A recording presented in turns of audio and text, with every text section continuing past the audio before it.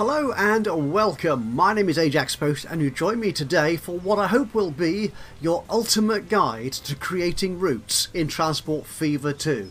Yes, we're going to go through all the possible options and features available to you in Transport Fever 2 for creating routes for any type of vehicle, be it for rail, for road, for ships, for planes. In fact, the rules are pretty much the same for any type of vehicle, with a few peculiarities for each particular model or vehicle type. But I'll take you through all that. We'll mostly be working on trains because that's where the most fun is to be had, or the most options.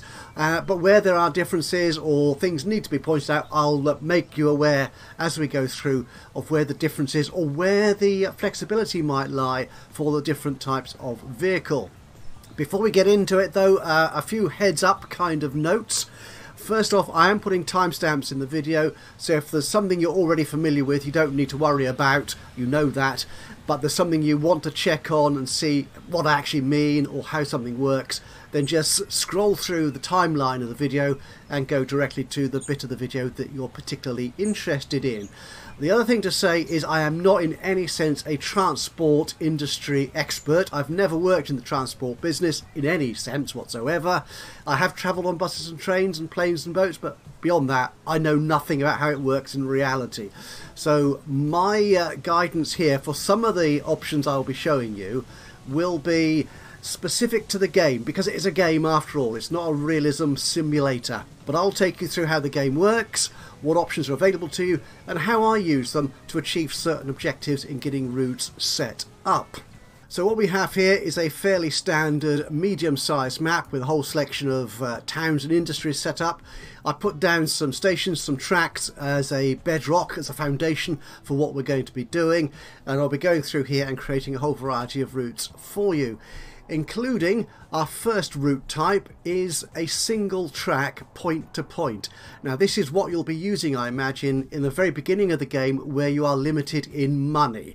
Now I have actually enabled the no costs mod, which means I can put down stations and buy vehicles without worrying about running out of money. But if you're playing the game with the economy enabled, then certainly in the first few years you'll need to be fairly careful where you spend your money, especially if you want to put down train routes. What we're doing here applies to both passenger and cargo routes. So I could create a route between my cargo station here taking grain to my food processing plant here. That could be a single track route. That's fine, it'll work in exactly the same way as when I take passengers from Chicago here to Santa Rosa. So how do we go about creating our very first single track route? So into new line, we're going to create a new line and we're going to click on the stations to add. So we're going to take our first passenger stop here at Chicago and to Santa Rosa, and that's it. Everything works. There's no red marks here giving us any warnings. There's no red exclamation marks at the top saying there's some problem or other, and the line colour is complete between our two stations. And if we look at it in more detail, we'll double click on the line name there to bring up just the line details. We can see there it is just using that one track to go in and out of both stations. Perfect, that works fine. So why don't we put a vehicle on there? So we'll go to our depot, we'll buy a vehicle, we'll buy a diesel locomotive, a lovely Alco, perhaps put some passengers on there, one of those perhaps. Yeah, we'll add you and we'll buy that vehicle. That's good, and we'll put it onto our route, the line 1. I'm not going to worry about naming our lines or anything as I would normally do in my Let's Play series, for example. It's line number 1, that's all we need to worry about here, and that will take off. Eventually, if I speed the game up a bit, you can see the train coming out of the depot on its route to its first destination, which is going to be Chicago. Now this works fine. This will work perfectly well for a single train running between 2 stops or however many stops you want. If there's a single track, it could be going to 3 stations or 4, whichever. But because it's single track, it will only allow you to run one train on that line. If you try to run a second train, shall we try that? Let's buy another train, another Alco and another passenger wagon. We'll buy that. And I'll put that also on line 1. And that train, he's going to be stuck in that depot. because that whole line from here to Chicago is occupied by this first train. Now, it's possible that when this train gets into Chicago, because one of the implicit things within the game is that stations act as kind of signal blocks. Now, I'm not going to go into signals in any detail at all here, really, because there are other people who understand signals better than I do, and that's not the purpose of this tutorial. But because there is no signalling between those two positions, between the depot and that station, our new train won't get onto the line. Now, if we just fast forward a little bit for this train to get past this junction here, between the depot track and the main line track, we'll see what happens. So our train's coming up to this switch here, to that junction. He's passed it, and now our second train is free to leave the depot, because the route it wants to take is now completely clear of this other train. Now, the problem we then have, of course, is that this train cannot leave that station because this train is on the track, is on the only route it can get there to its other station. So we're going to be in a deadlock at some point. Once this train gets into Chicago, it's not going to be able to get back to Santa Rosa, and the one in Santa Rosa can't get to Chicago. So how do we fix this? So let's have a look then at our second example of routing, which is a variation on the single track point-to-point route, and that's to include passing places. So what we're going to do here, we're going to take this line away, and we're going to put in some signals with passing places. Now, the point of signals in the game, again, this is not a signal tutorial, is to create blocks of track, so it knows if it goes past this signal, there's nothing in its way, there's no other train there in its way. It can get through to the next station or the next signal completely free of hazard. And once it's past that signal, the signal will go red to stop any subsequent trains getting through and running into the back of it. So what we're going to do here, we're going to put some passing track down. And what this means is that we can, if I place it correctly, is that we can put in little bits of track where we can run two trains simultaneously, one in both directions.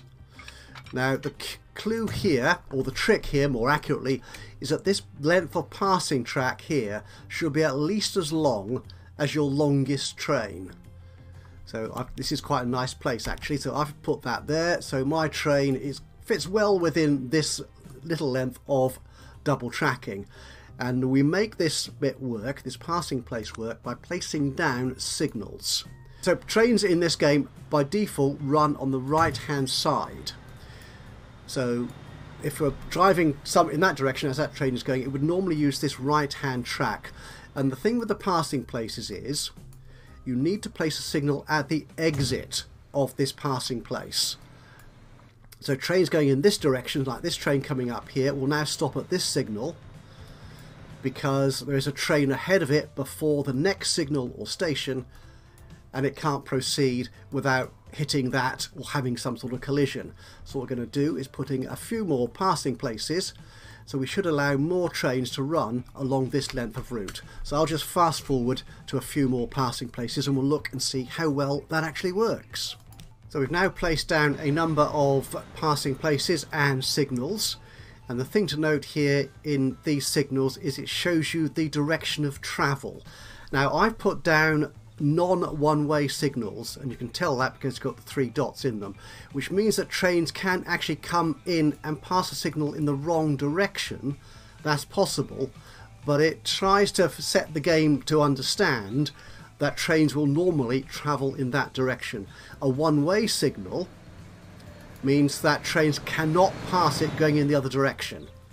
They can only go in one direction on that part of the track, and we'll see that shown a little bit later. What we can see here now though is both our trains are speeding along very nicely between the two stations, and they have plenty of places to pass. So this is a nice next step up from single track operation to double track without the expense of double tracking the entire route. So while you're still struggling to earn money in the early game, this works very nicely. You can create basically a single track route with passing places, and your trains can operate, or multiple trains can operate along that quite successfully. So now we'll look at a variation on that, a properly double-tracked length of track. So between these two stations in Evansville and Centennial, I have completely double-tracked this route. So let's see what happens when we create a new route running between these two. So a new line from Evansville to Centennial. And the thing to notice here is that because we've put no signals down, the game isn't aware of any particular rules of the directions in which trains will travel. So putting signals down on track is very useful to not only control the number of trains on that track, but also to ensure the game understands in which direction you want your trains to travel. So if I just put down some signals on here, put a signal here saying that direction, yeah, you can see immediately the game is aware, aha, although this signal won't stop trains coming down in this direction, it gives the game an indication that this is the route, the way, the direction in which you want to travel. Now the curious thing here is that because I've got a junction coming into this double track, it's assuming that the track has changed with a totally separate block of track, as they call it in, I believe, railway parlance. So if we put down a few more signals, we will give the game a clue as to what's going on. So if we put that in that direction, it's still not doing it. It's still not doing it. So let's put some more signals in. Is it going to get an idea? No, it's not. And there's a very simple reason for that. And that's because there is no way coming out of Centennial here that it can actually get to the other track. If we look once again at that line, it comes into Centennial, but how's it going to get across to this other line to come back? It can't. So we need to make sure we put in appropriate track to enable the trains to cross over to travel back on the other route, on the other line rather. And there it is, it works perfectly, double tracking all the way down from there to there. Now we do have a slight issue here in that if I want to manage this line and say actually I'd rather they use the other platform of this dual platform station for this particular service. So in Centennial here, I'll change that to platform 2. And it works fine, except it's not double tracking anymore. And again, the problem there is simply there is no way of getting across from that platform to this other track. So you need to make sure that if you want to ensure that your trains travel on both sides of the track, one in one direction on one track and the other direction on the other track, you need to make sure they have ways of getting across those tracks from their station. So if we again just adjust this and put in some more track here, like so, we can do it like that. If the game sometimes has a bit of a moment about putting these things in, put that to there and accept that, and now it works perfectly. So whichever platform we use in Centennial, it will be able to find its way across from one track to the other to ensure its return journey is on the correct side of the tracks. Now talking about those platforms, one thing to note here is for Centennial here I used the line manager to change which platform I wanted that particular stop to use. We can also actually do it at the station itself. So if we come out of here and go to the station, there's a terminals tab here which tells you on which platform the trains are stopping. So this is line 2 is stopping on platform number 1, but if I click on that I can change that to go to platform 2 or terminal 2 as it calls it here. I think they use the word terminal rather than platform because the same applies in road as in trains and in fact any vehicle type. So whether it's train, whether it's buses, trucks, ships or aeroplanes, if that particular stop has multiple platforms to choose from, you can use the line manager or the stop manager here to control which terminal they stop at and go back from. Now on to our third example of routing. Our current line here, line 2 between Evansville and Centennial, is but a small part of a much longer potential route covering 4 towns.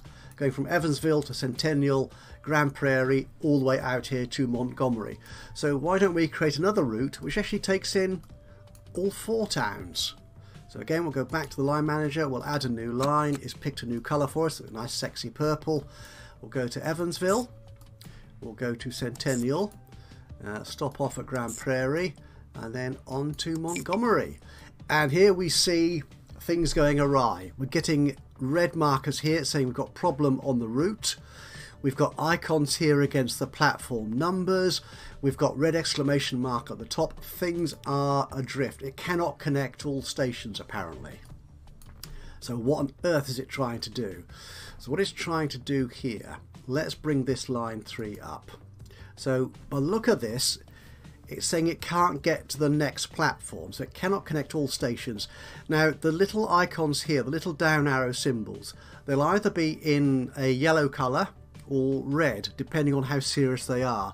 The yellow means it works in one direction. As you can see here, the line is complete, but it cannot connect through to the next station, or it cannot be connected to from the previous station, is the problem that we've got here.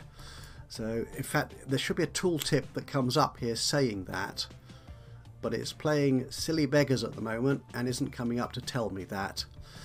But if we look at our line, if we bring line 3 up, take the manager away, the problem we've got here is that it's using single track here all the way to Centennial, and in fact all the way back. I'm not quite sure why it's doing that, because obviously here at Montgomery it can cross over to the other track, and I do have signals. So what on earth is going on here? Now one little trick I always use, if I'm not at all sure what is the problem here, is to add signals to my route. Now you can have either signals or waypoints on train track, and they help you force trains to take certain track or a certain route back from one station to the next.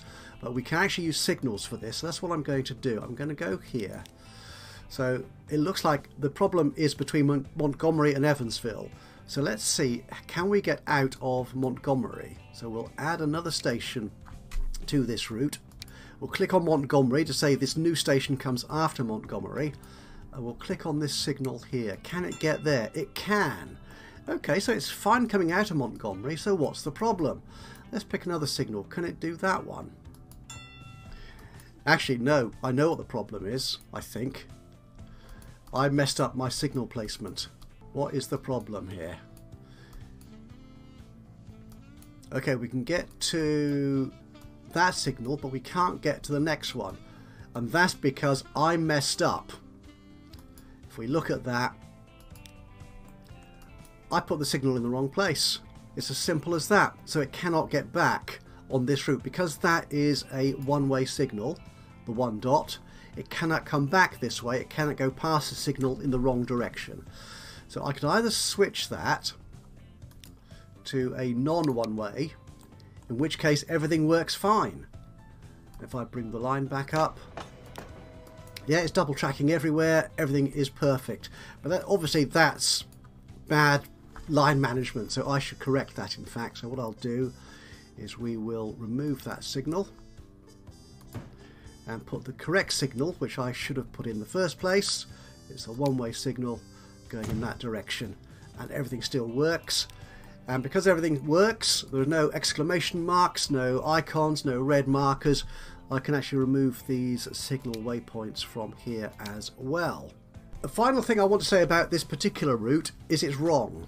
And the reason it's wrong is that Transport Fever 2 will always go specifically from one station to the next station in the list. And when it gets to the end of the list, which is Montgomery here, it will go straight back to Evansville.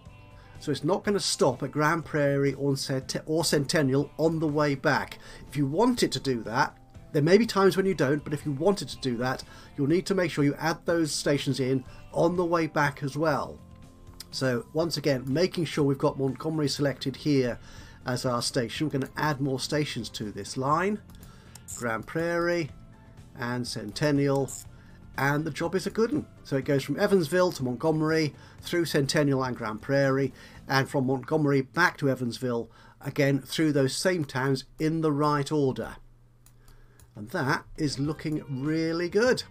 Before we move on to the next more interesting aspect of putting down train routes, I want to just sort of show that you can use that platform assignment for other types of vehicle as well. So we should have, I think, is it in Chicago? It is Chicago. We have got a number of bus stops here to take people from the train station out here to the airport and back again in whichever route you want to go. So let's create a simple road route. It's exactly the same process. I'm going to say start here at the station. We're going to go round there to there to there and there, and the game works its route out very nicely indeed.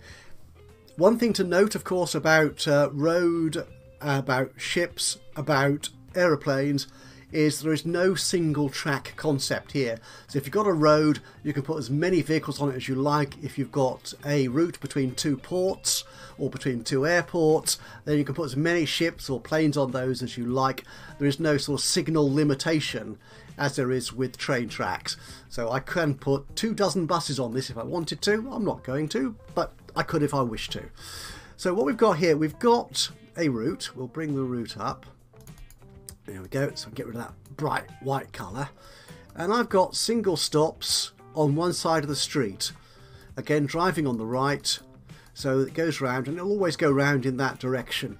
Though by the airport here, I did actually put bus stops on either side of the road. Okay, which means South Street has two terminals, or two platforms if you will, whichever terminology you wish to use. So I can go into Manage Line here, and say at South Street, actually I want it to use platform number 2, which is that one there. You'll notice that all the other stops only have a single number and it's greyed out, which means you can't select a different platform for that particular stop. Whereas South Street, as you can see, is highlighted, it's brighter, it's number 1 or 2, so I can choose which platform of that stop I want to use. Now if I'm using platform 2 here, for whatever logistical reason I want to, you'll see it goes sort of an odd way round the town. It comes out here, goes round that way. Yeah, I'm not sure I like that route, to be honest. So how can I change that? I can change this route a little bit using road waypoints. Now in this particular case, to be honest, it doesn't make a great deal of sense, but in a more rational and logical route layout that you might create for your cities, then this might well be useful to do. But what we can do, just like on rail, we can put down signals and waypoints. We have waypoints for roads as well. So this is a default waypoint. So if I want the route to actually go from this stop on Broadway Street, I want it to actually go down here before going to South Street. I can do that by going into Manage Line. So after Broadway Street, add this station, add that waypoint. And this is what it does. It goes to that waypoint, then to South Street. Now it has to turn around here because I've told it to use platform 2. So it has to go round there to do that. Again, in this particular example, it doesn't make a great deal of sense, but the idea here is you can use waypoints on roads to actually control where your road vehicles go, be it a bus or be it a truck. And you can have the same thing for ships as well, on water routes. You actually now have, and this was I think in the second update in 2022, they added buoys or buoys, whichever you want to call them, between ships, between ports. So if we create another route between these two ports, so from Rochester to Waterbury. Okay, so it's going down there. Now again at Waterbury, I've actually got two landing bays, or landings they're called, aren't they? Simply landings on this particular port, so I can actually choose to go to Terminal 1 or Terminal 2, whichever I prefer to use. We'll leave it at Terminal 2, that makes slightly more sense. Now we do actually have waypoints in here. So we can put these in the water here. Actually, if I bring the line up, it makes it slightly easier so I know what I'm doing. So there's the line. There you go. So if I put a waypoint down, let's say we want to bring it much more into the centre of the channel. And notice, a bit like train signals, they have direction as well. And you use you can use N and M to turn them round to give it a direction. So if we have that way and that one that way. So again, I can manage this line. And what I can say is, coming from Rochester, I want it to go via that waypoint. And coming back from Waterbury to Rochester, I'll use the other waypoint. And there it is done. Again, in this particular example, it doesn't make much odds one way or the other. But again, if you want to ensure that your ships take the route you prefer, you can use these water waypoints, or buoys, or buoys, however you pronounce it, to ensure it goes exactly where you want it to go. So we can do exactly the same thing with airports, except that aeroplanes don't have waypoints at the moment anyway. There's no way of controlling the route they take, or no direct way of controlling the route they take over the land. There is no airbound waypoint. So going back to our train route here, we've got on this line here, we've got two routes actually running, two lines. We've one a local line from Evansville to Centennial, and a long distance line going from Evansville to Montgomery, but also calling at Centennial and Grand Prairie. Now the issue we're going to have is that at Centennial here we have these two lines. We have line 2, the local, and line 3, the long distance line. And here we can see that there will be times when our long distance vehicles, our long distance route, is going to get stuck behind the local train here on platform 2, I think that is. So what we need to do is say, well, actually, if there is a train already on that platform, you could nip in quickly to the other platform and use that one instead. So these are alternate platforms. Now there are some games out there which have dynamic platform allocation. So when a train approaches the station, it says, oh hang on, my usual platform is free, I'll go to whichever one I can get to from here. Transport Fever 2 does not have that. You always have to specify exactly which platforms are used, including any alternate platforms. So let's have a look at doing that for our line 3. In fact, we could do it for both lines, but we'll start with line 3. So we're going to manage this line. And what we see here in Centennial is we have it coming in on platform 1, which is the platform it's on at the moment. But if that is busy, actually that one shouldn't be busy, we'll leave that one. But coming back here in Centennial, it will use platform 2. Which is the platform our local train can use. Now we could either say this service always uses platform 1, in which case it could be held up by another train on the same route but going in the other direction. That doesn't help us.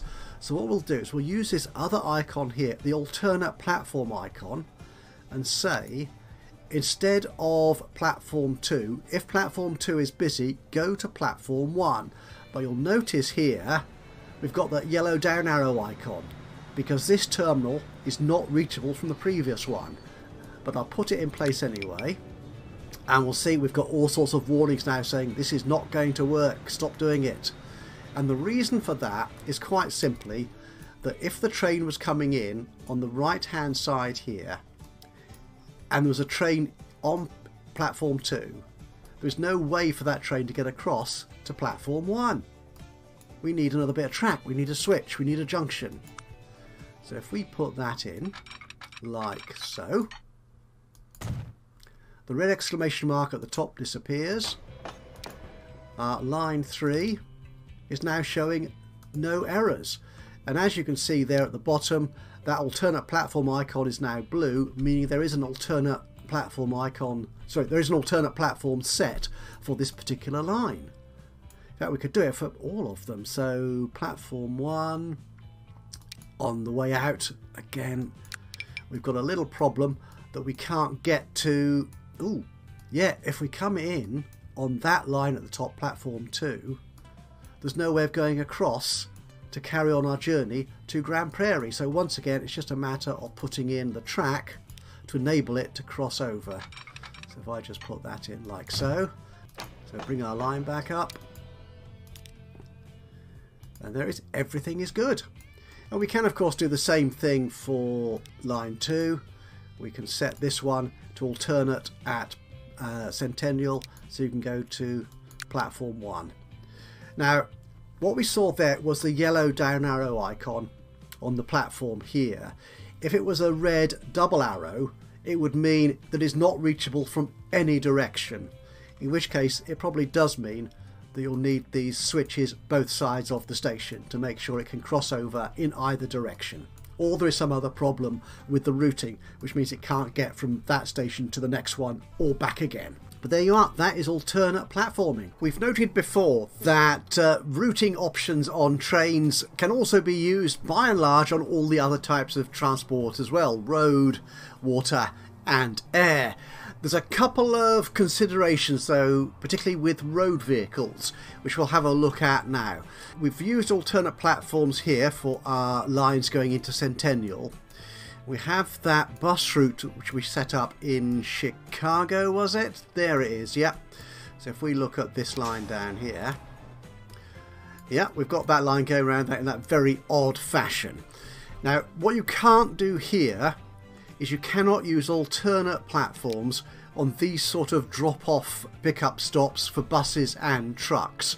So if you've got the simple roadside stop for your road vehicles, then you cannot use alternate platforming. As you can see there, although South Street does have 2 platforms, as we've seen before, you can set it to use one or other. There is no alternate platforming option available to you on those stations. However, if you've got a proper station like we have up here for a cargo route, this works obviously for bus stations as well, so a proper bus station, they pop in and hang around and pick up passengers, drop them off, you know the sort of thing I'm talking about. We can use alternate platforming here, so let's set that up. We've got a line option here creating fuel. We've got oil wells up here, here and here. We've got an oil refinery here and a fuel refinery there, so quite a good profitable industry chain we can set up here. So we've got our lines here, so if we bring them all up individually, oil 1, there you go, and oil 2. Okay, now the first thing we're going to do here is actually, I'm going to go slightly off topic here for a second, so if we'll keep the alternate platform thing in mind for a moment, we don't usually do this for passenger routes, but it can be very useful for cargo routes. So what we need to do here is make sure our vehicles are as full as possible, so they carry as much cargo as possible. The same is true of passengers, to be honest, but we don't tend to do this so much with passengers. But for cargo, it can be very useful to ensure profitability. Is we want to make sure that vehicles coming out of here are full of oil before they go to the refinery. Likewise, vehicles coming out of the oil refinery should be full of refined oil before they go to the fuel refinery, and indeed likewise, third time round, the fuel vehicles should be full of fuel before they head back into East Evansville to sell that fuel on to the consumers. And we do that in the line manager. So if we go into our manager for line 1, for Evansville West, which is the oil well, we've got these options here. These are load if available. Now what we can do here, we can say load if available, and we've got 3 choices. Load anything you can and then drive off as quickly as you can, basically. Full load any. Now this is particularly useful for trains. So if you've got a train which is carrying both, let's say coal and iron ore, you want it to be full of one or the other.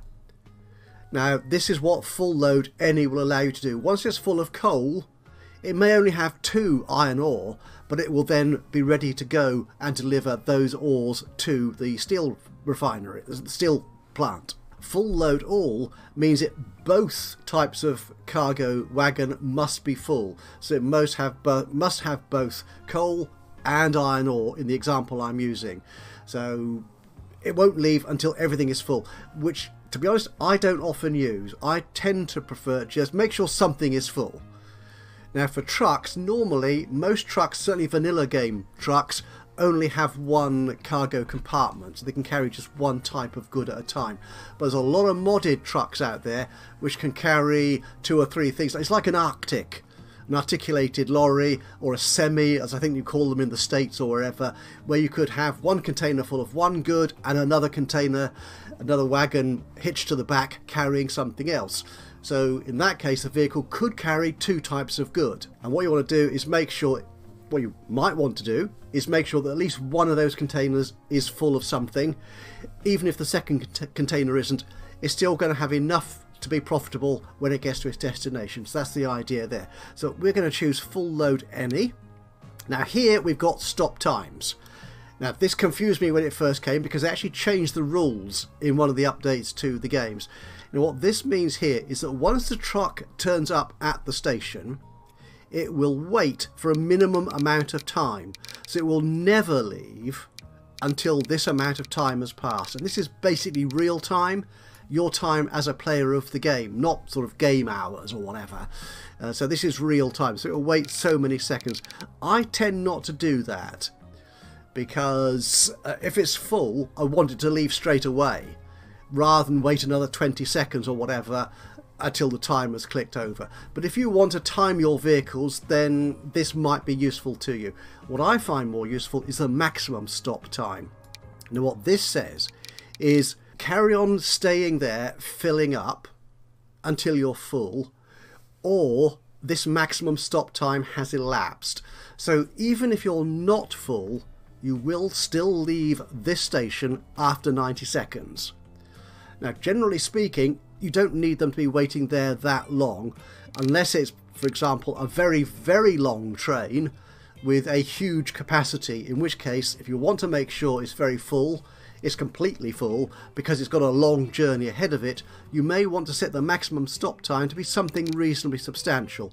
It defaults to 3 minutes, which for me is way too long. I tend to take them down to at most 60 seconds, a minute at most. So what this means is it gets into the station, it fills up with whatever it's waiting for. If it fills up, it leaves immediately because I've set no minimum stop time. If, however, it's still filling up, it hasn't filled up just yet, but the maximum stop time has elapsed, so it's been sat there for 60 seconds already, it will now leave with whatever it contains. It might actually be empty, but it will still leave after those 60 seconds are up. So that's what I like to, when I remember, to be honest, on most of my cargo wagons, cargo road routes at least, and often with my trains, to be fair, but mostly with the trucks. So it's going to wait there to be full, and we can do that with all our routes. In fact, I will do that. So if you just bear with me a second, and I'll flip forward a moment to set this to all my routes. Okay, so now all 3 routes here have a wait till full and a maximum stop time set on those. This is going to be the crux of the operation. Now, talking of road stations like this, a couple of things to bear in mind when you're setting up these routes. Now, what we've got is 3 lines actually going into a 2-platform station, basically. There's a couple of rules to be aware of when you're looking at road stations. And perhaps one of the most important ones is that vehicles will always load and unload on the right hand side. So for example, this dark green line here, which is fuel 1, so if we just bring you up, you'll be coming in here and loading and unloading on that platform, whereas a vehicle on oil 2 here is coming down here, turning around in the station to load and unload on its right hand side. So it's coming down here, which means you've got vehicles coming in here and turning around. Now certainly when you've got longer vehicles than this waiting around, then you can actually get them queuing up to do their business here and getting in the way of the vehicles that want to turn around. So what I tend to do is try and have all my vehicles going in a one-way route through this truck station. So what we'll do here, which is my preferred way of handling road vehicles, we'll put a bit of country road around here, like so, and down there, and just down there. Now you see what I mean? these vehicles here are waiting to pick up refined fuel from here to take, sorry, refined oil to take to the fuel factory, the fuel refinery. And this truck here is probably going to get in the way of the vehicles coming in from that other line, which I don't want them to do. So what we can try and do here is set up waypoints to ensure that my vehicles don't turn around within the station. They go straight through it. So if we actually look at this line here, so this is fuel 1. They're coming in that way. That's fine, but I want them to actually go out that way. So they go straight through rather than having to turn around.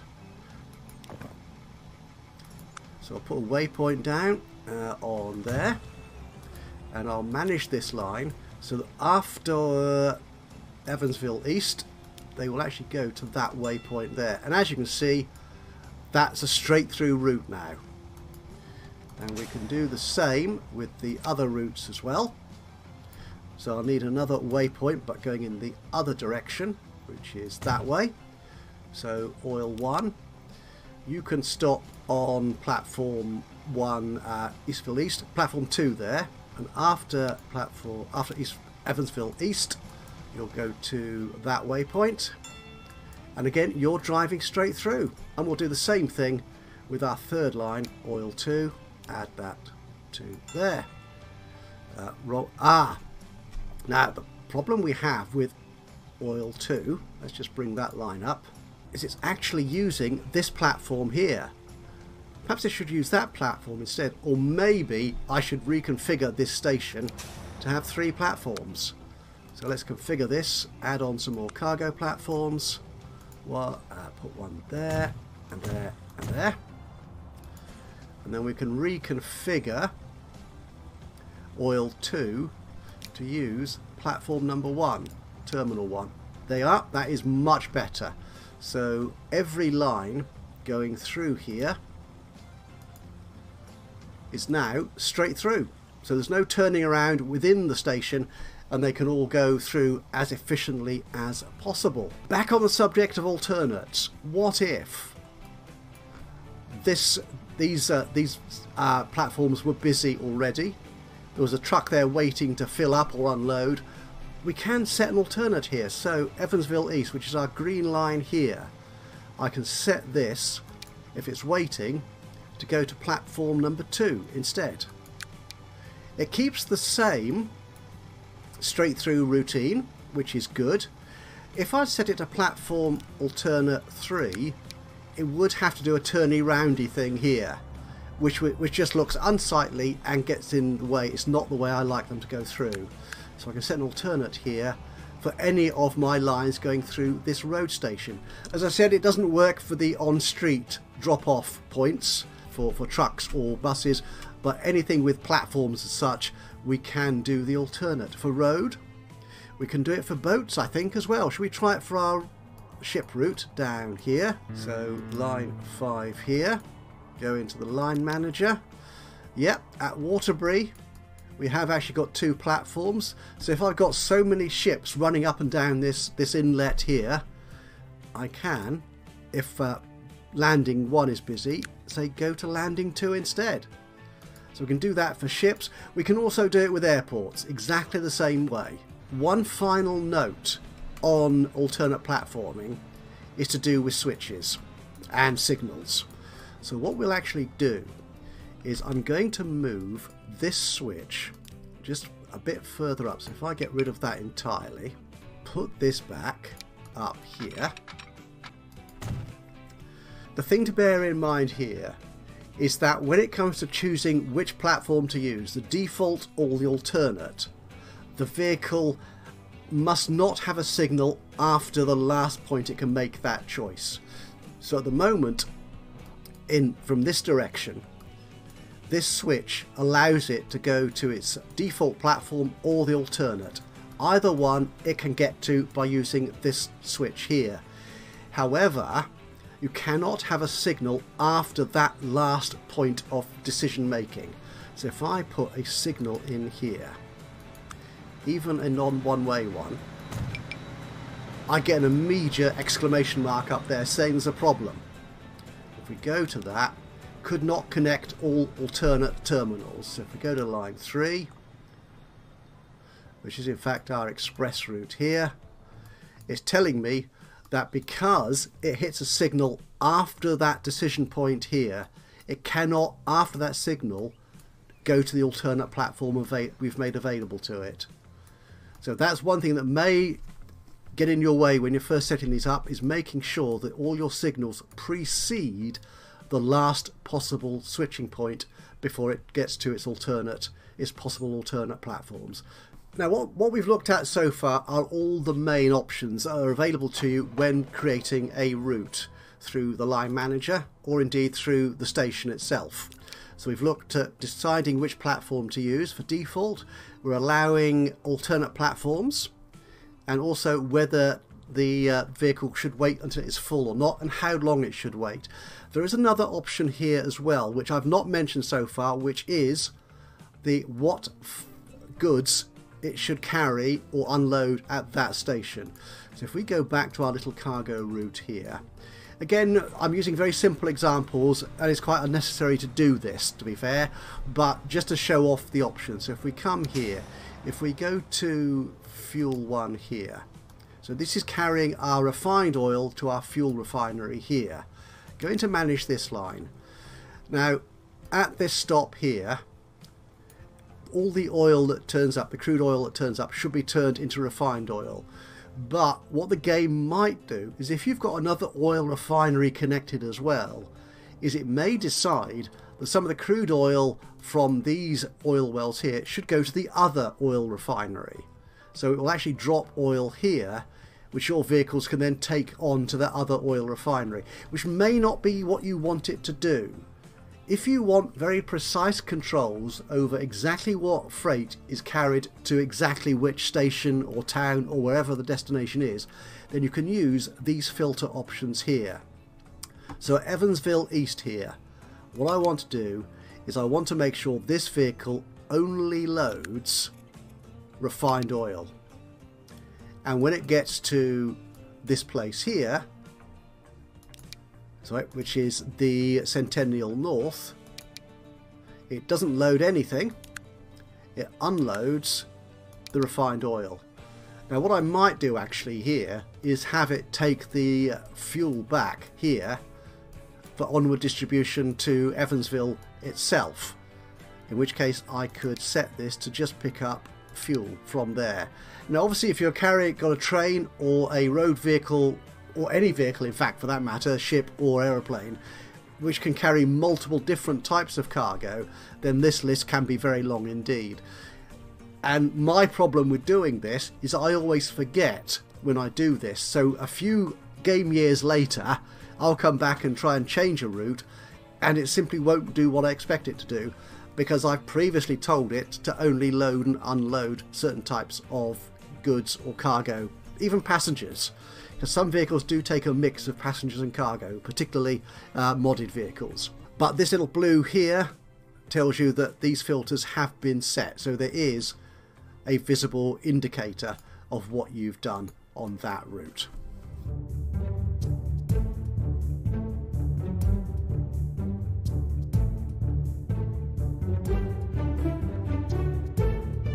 Now I have covered this in much more detail and explained all the mechanics of how to do this in another video, which is linked, you should see a link to it in the video here. It's also linked in the description below, where I discuss in detail how to create mixed consist routes for all the different types of transport. One final little thing which I want to put on here, which is kind of a little bit of an extra. We've seen here that we've got a 4-town route from Evansville all the way through to Montgomery, and a local route going from Evansville to Centennial.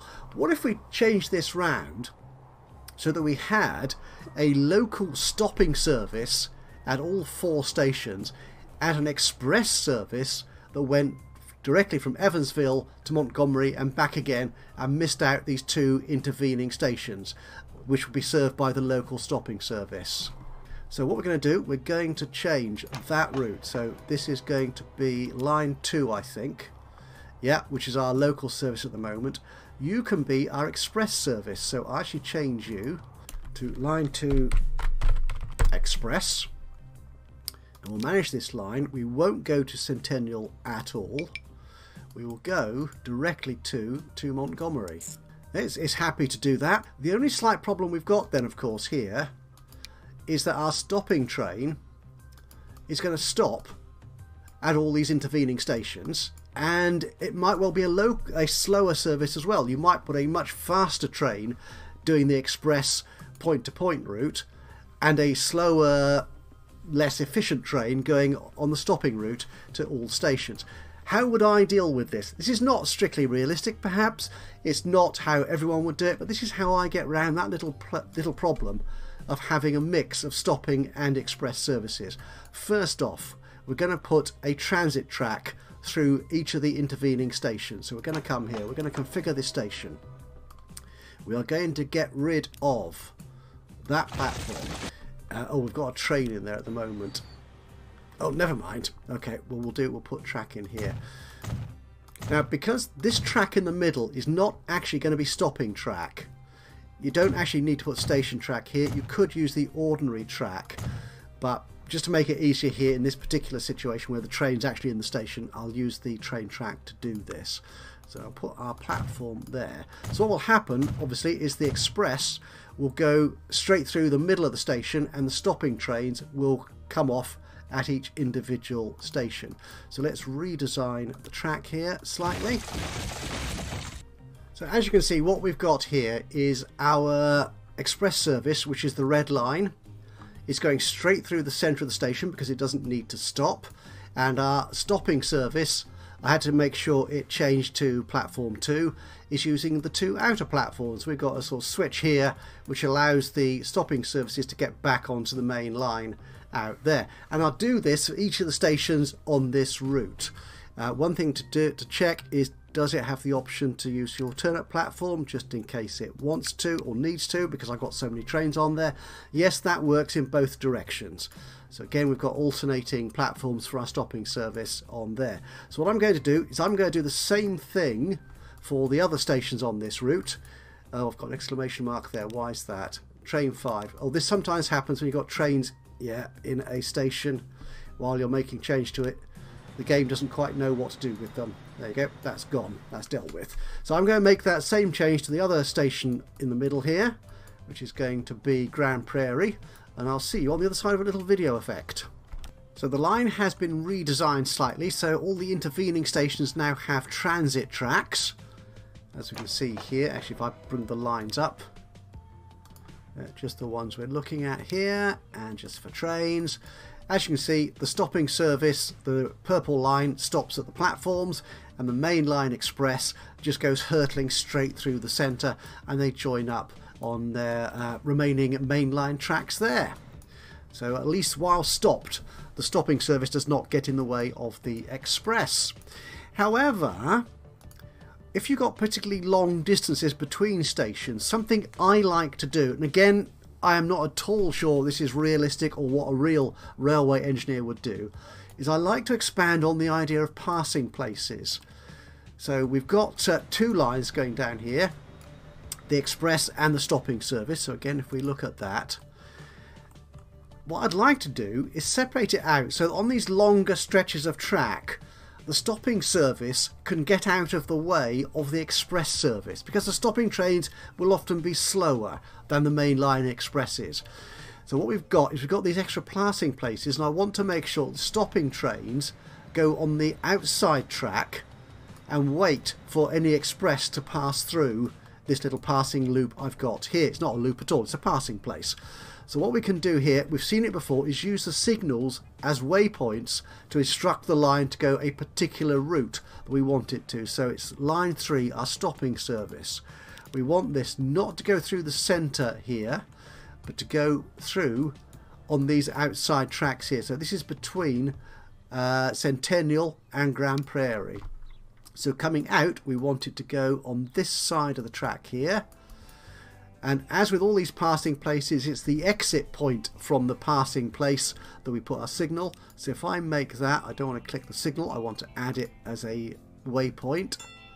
So there you are, you see, in that sense now, the stopping train is taking a side route to allow the fast train to go straight past it, and likewise on the way back from Grand Prairie to Centennial, we'll stop, we'll wait, go through that way. Now, the important thing here, to my mind, is not just that the trains are sort of getting out of each other's way, but the signals should help that.